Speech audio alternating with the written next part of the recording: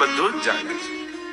અને વાણીથી તો એને છેતરવાની કોશિશ કરતા જ નહીં, કારણ કે શબ્દોનો પરમાત્મા છે, શબ્દોનો નાથ છે, એ બધું જ જાણે છે, અંતર્યામી છે, ગટગટની જાણનારો છે. ચિત્ત એની અંદર છે, ચિત્તરૂપ છે, ચિદરૂપ છે. અને ત્રીજું તત્વ આનંદ કહ્યું, એ આનંદ રૂપ છે. સુખ અને આનંદમાં ફરક છે. સુખનો વિરોધી શબ્દ છે દુઃખ, આનંદનો કોઈ વિરોધી નથી. મેળવીને મળે સુખ, આપીને મળે આનંદ છે. જમીને મળે સુખ, જમાડીને મળે આનંદ છે. કોઈને સુખી કરીને જે મળે આનંદ છે, અને કોઈને દુખી કરીને મળે સુખ છે. જો ગમે તેટલું સુખ મળે પણ એ જોઈને કોઈનો જીવ ન બળે તો આપણને સુખ સુખ ન લાગે. સારામાં સારી ગાડી, સારામાં સારું ઘર, સારામાં સારા દાગીના બધું આપવામાં આવે, પણ કોઈ એવા કોઈ આઇલેન્ડમાં આપણને મૂકી દે કે જે આપણા સિવાય કોઈ ના હોય, તો આમાંથી એક વસ્તુ સુખ આપે? સુખ ક્યારે લાગે? જ્યારે 4 જણ જોનારા હોય ત્યારે. એમ થાય કે ચલો કોઈએ જોયું અને એને એમ થયું કે આ મારી પાસે નથી, નાની પાસે છે, ત્યારે એમ થાય કે હવે વસૂલ થયું. કોઈનો જીવ ન બાળે ત્યાં સુધી સુખ સુખ લાગતો નથી. અને સુખ ક્યાંક કોઈકના દુઃખમાંથી આવે છે. આપણી પાસે કંઈક આવ્યું તે આપણા માટે નોટો નવી છપાતી નથી, કોઈના ખિસ્સામાંથી ગઈ ત્યારે આવી ને. કોઈને આપવાનું દુઃખ અને કોઈને મેળવવાનું સુખ. ક્યાંક કોઈના દુઃખમાંથી પ્રગટ થાય સુખ છે. અને આનંદ કોઈને સુખી કરીને થાય. આજે ઘરમાં જમવાનું બહુ બચ્યું નથી ને એટલામાં કોઈ મહેમાન આવી ગયા, આપણે નથી ખાધું પણ એને જમાડ્યા, અને એને આનંદથી જમતા જોઈ જે અનુભવ થયો એ આનંદ છે. જમ્યા હોત તો સુખ થાત, જમાડ્યું તો આનંદ થયો.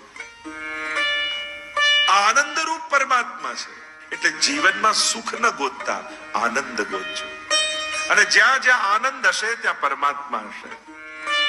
આનંદ પરમાત્માનું સ્વરૂપ છે. આપણે બધા સુખ મેળવવાના પ્રયાસમાં છીએ. સુખ નાનું છે, અને દરેક સુખની પાછળ દુખે છે. તમે ભગવાન પાસે સુખ માંગો ને એનો અર્થ એ થયો કે બીજા રૂપે તમે દુઃખ માંગી જ રહ્યા છો. ભગવાને ઘણી વસ્તુ દ્વંદ્વમાં પ્રગટ કરી, દિવસ અને રાત, સુખ અને દુઃખ. તમે સુખ માંગો એટલે એવો સિક્કો માંગો છો કે જેમાં હેડ હોય ને ટેલ ના હોય, કિંગ હોય પણ ક્રોસ ના હોય, તો એવો સિક્કો ચાલે ના, એ ખોટો સિક્કો કહેવાય. તમે કિંગ માંગ્યું, હેડ માંગ્યું તો પાછળ ટેલ ક્રોસ રહેવાનું છે. દરેક સુખની પાછળ દુઃખ છે જ, કારણ કે તમે નાશવંત વસ્તુથી સુખ મેળવવાની કોશિશ કરો, એ વસ્તુ જ નાશવંત છે, એટલે એક દિવસ જવાની જ છે. વસ્તુ નહીં જાય તો તમે છોડીને જતા રહેશો, પણ તમે બંને કાયમ સાથે તો નથી રહી શકવાના. કા વસ્તુનો નાશ, કા તમારો નાશ. એટલે એક જણે તો જવાનું જ છે, અને જ્યારે જશો ત્યારે દુઃખ થશે. એટલે સુખ મેળવવું અને સુખ માંગવું એટલે બીજા રૂપે દુઃખ માંગવું. પણ આનંદનો કોઈ વિરોધી શબ્દ નથી, કોઈ ઓપોઝિટ વર્ડ નથી. આનંદ એ આનંદ જ છે. જ્યારે જ્યારે તમે આનંદ મેળવવાના પ્રયાસો કર્યા અને એક ઘડીઓ જ્યારે જ્યારે યાદ કરો, વાગોળો, તો તમને આનંદ અનુભવ થાય. એ સમય જો ને કેવા બધાને જમાડ્યા હતા, જો ને એ સમય આપણે કેવી કથા. તમે એમ માનો છો કે આ કથા 7 દિવસમાં પૂરી થઈ છે? ના, આ ક્ષણો સંસ્મરણો બનીને આ જીવનના આપણા બુદ્ધિમાં રહેશે. તમે આને 7 દિવસનો પ્રસંગ ન માનો, આ તો આખી જિંદગીનું ભાથું બાંધી રહ્યા છે. પ્રત્યેક સત્કર્મ એ આખી જિંદગીનું ભાથું છે. કારણ કે જ્યારે જ્યારે આ 7 દિવસને યાદ કરશો ને, તમારા ચિત્તમાં આનંદ પ્રગટ થશે. 7 દિવસમાં પૂરું નથી થવાનું, સંસ્મરણ બનીને કાયમ માટે સ્થાયી થવાનું છે. આ આનંદની ક્ષણો છે, આ સુખની ક્ષણો નથી, આ પરમ આનંદની ક્ષણો છે. એટલા માટે જ આપણે કહીને આ અમર થઈ ગયા, ચિરંજીવી થઈ ગયા. તો માણસનું શરીર સમાપ્ત થાય એટલે મૃત્યુ ના. મહાપુરુષો તો આજે પણ હજારો લોકોના સંસ્મરણોમાં જીવે છે. એમનું અમરત્વ એમાં જ છે. એક ઘરમાં જીવવું એ જ અમરત્વ નથી, પણ કોઈના દિલમાં જીવવું એ પણ એનું અમરત્વ છે. કોઈની યાદમાં જીવવું એ પણ એનું અમરત્વ છે.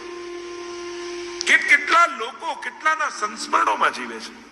આપણા વડીલોએ કે અમારા તો દાદા મરજાદી હતા, કોઈ આમ સેવા કરતા, ભલે દેહથી એ નથી, પણ જ્યારે જ્યારે ભક્તિનો પ્રસંગ આવે ત્યારે એમને યાદ કરીએ છે, એટલે ગયા નથી, એ અમર થઈ ગયા છે.